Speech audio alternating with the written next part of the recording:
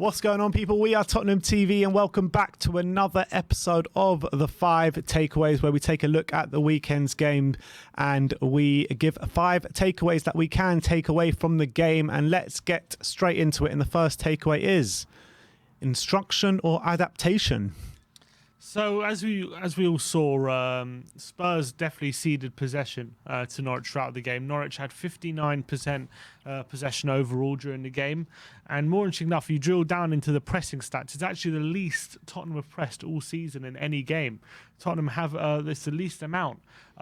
So clearly, I don't know whether so the question is, was this an instruction from Conte to allow Norwich to have the ball and then hit them on the counter in transitions, or was it just a case of not being ready for Norwich's three at the back and them playing it around the back and having a lot of possession, Tottenham just adapting to it? Because, you know, under Conte, especially when we played Leeds against Brentford, very much wasn't the plan. We very much were intense in our pressing, in the middle block, not allowing too much possession to the opposition, not allowing them to get near our penalty area.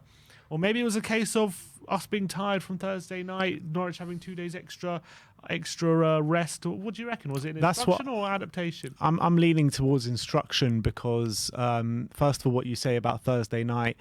Second of all, the games are coming thick and fast now. We've got another Thursday night game, literally a game every 3-4 days now. And, you know, we're going to have to play majority the same players for the most part. So for me, it seems about a bit of an instruction. And as well, you know, the way Norwich play football, you know, they like to play their football.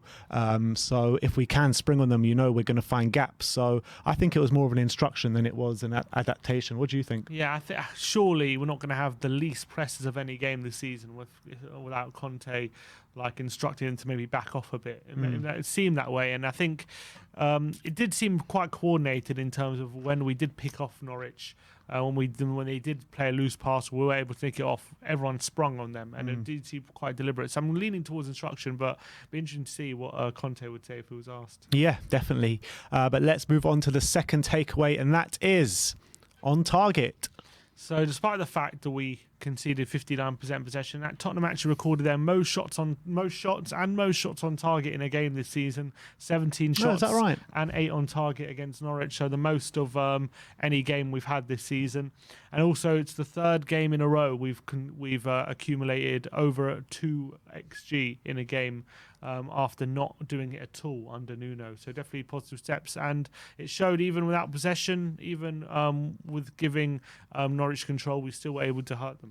Yeah, and you know, as Jose Mourinho used to say, control without possession, and I think that was a case of that yesterday at the Tottenham Stadium. And I think that, you know, with the little possession that we had, what would we have, like 40% possession or something like that? I thought we had a bit less, but 41. Even 41. Oh, okay. So with that 41 possession, like you say, we created the most chances we've had in a game, most XG we've had in a game. So that is definitely the definition of control without possession. Definitely. And forcing Tim Krul into 5 saves as well. Yeah. All right, let's move on to the third takeaway, and that is Lucas on form. So, you know, we spoke about Lucas the other week, and again, it was another all-action display from him, and he really is starting to, maybe we're starting to see him consistently play well at the moment. He had 2 shots, 3 key passes, second only to Son, 3 dribbles.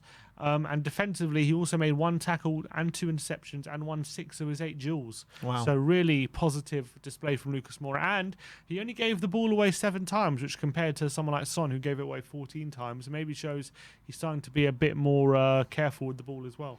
Yeah, look, I think we've seen these performances from Lucas Moura before, but it's all about consistency with Lucas Moura. We've seen him score worldies before. We've seen him go on mazy runs before.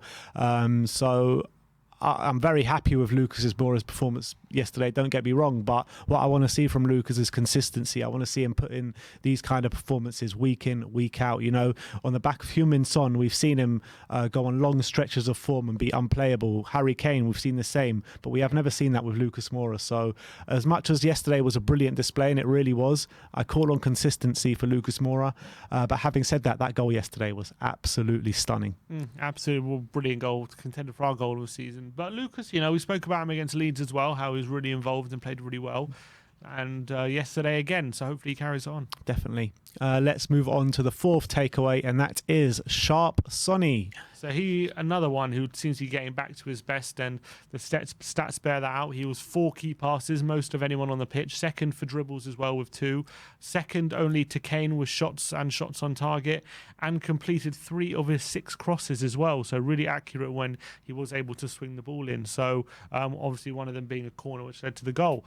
And he got a goal and an assist as well on top of that. So really strong showing from Son and getting to grips with that number 10 role. Yeah, I felt he's looked a bit sluggish in the first few games under Conte, but in the last couple of games now really getting to grips with the system, causing no ends of problem to Brentford, now causing even more problems to Norwich, albeit, they are games that we should be winning, but look, great displays from Heung-min Son. As you say, he had his hand in all 3 of those goals yesterday, so big up Heung-min Son and long may it continue.